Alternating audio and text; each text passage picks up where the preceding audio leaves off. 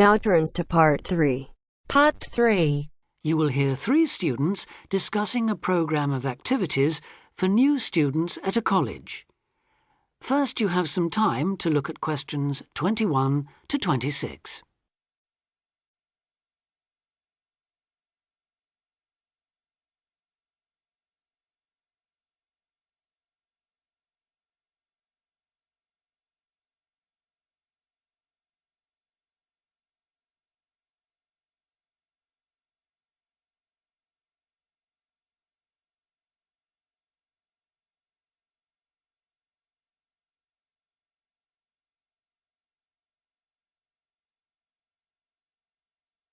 Now listen carefully and answer questions 21 to 26.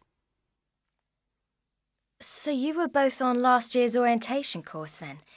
How did it go? I loved it. The activities were well organised and I met people from all over the world. Yes, it was useful.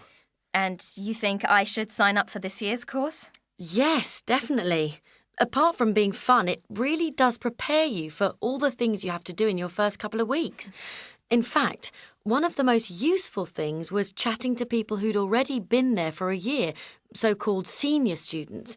They'd been on the orientation course the year before last and recommended it to us.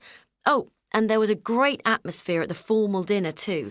It was so colourful with people in their traditional dress from Asia, Africa, South America. It was one of the high points of the whole week. That was right at the end, of course. The first thing they did on the Monday was take us on a guided tour of the Students' Union.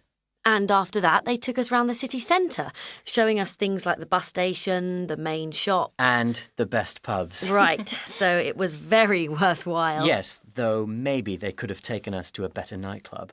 The music at the place we went to was lousy. That's a matter of taste, surely. Well, anyway, the next day they showed us around everything on the campus. And believe me, it was everything. We must have walked miles. I could have done with less information on every building in sight, given that I'll probably never need to go into half of them, and a bit more on places everyone's likely to use at some time or other, like the sports block, the health centre, the bicycle and car parks. Which reminds me, there was an afternoon session on how to drive in this country, which seemed to me a bit weird, you know, for a university course. I suppose it's because there have been accidents involving students who aren't used to people driving on the left. I was there, actually. How was it? Well, I must say I was a bit disappointed. There were some useful driving tips, but it might have been more helpful if it had included stuff for pedestrians. How to avoid getting run over, for example. You didn't go to the session on safety then? No.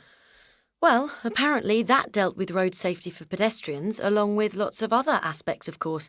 I wasn't there myself, but that might be something worth going to, Julia.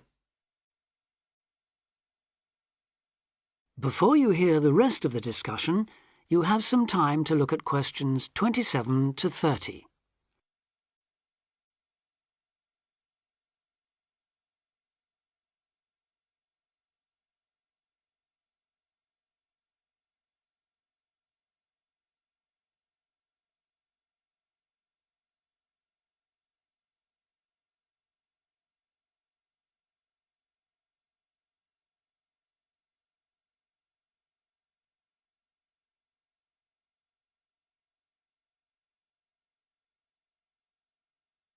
Now listen and answer questions 27 to 30. I like the sound of the whole thing. Tell me, what's the accommodation like? Do you have a room to yourself or do you have to share? What do you have to take with you? For the orientation course, you'll have an individual room in one of the halls of residence. That'll be a different hall from the one you're booked into for the year, but they're both on the campus, so you won't have far to go. And you won't have to take much with you. The room will have chairs, table, wardrobe, bed, mattress, blankets, sheets and so on. Take a warm coat or jacket, though. It may well rain, and it's unlikely to reach even 20 degrees in late September. But it shouldn't drop below about 10, at least during the day, which is something, I suppose.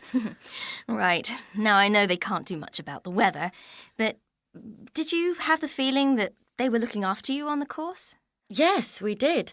There were some little touches that showed they'd thought about what it was like to be starting a course of study abroad.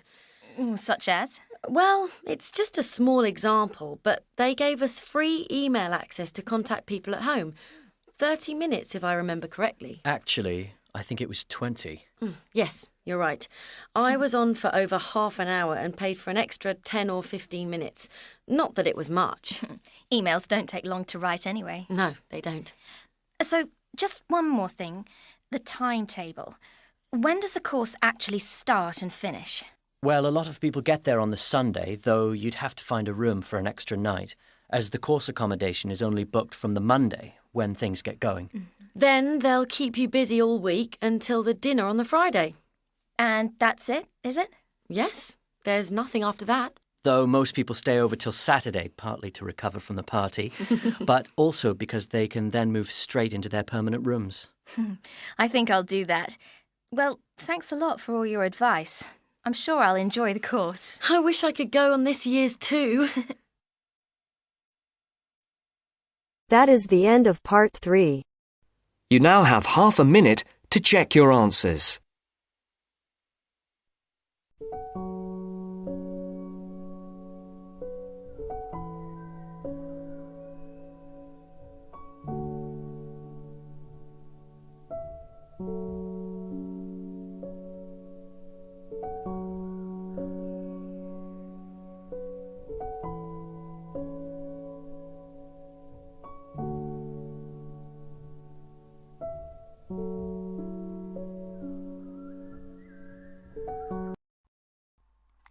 Hi, this is IELTS Bob.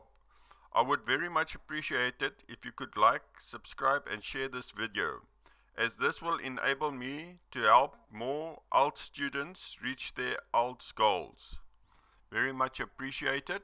Thank you.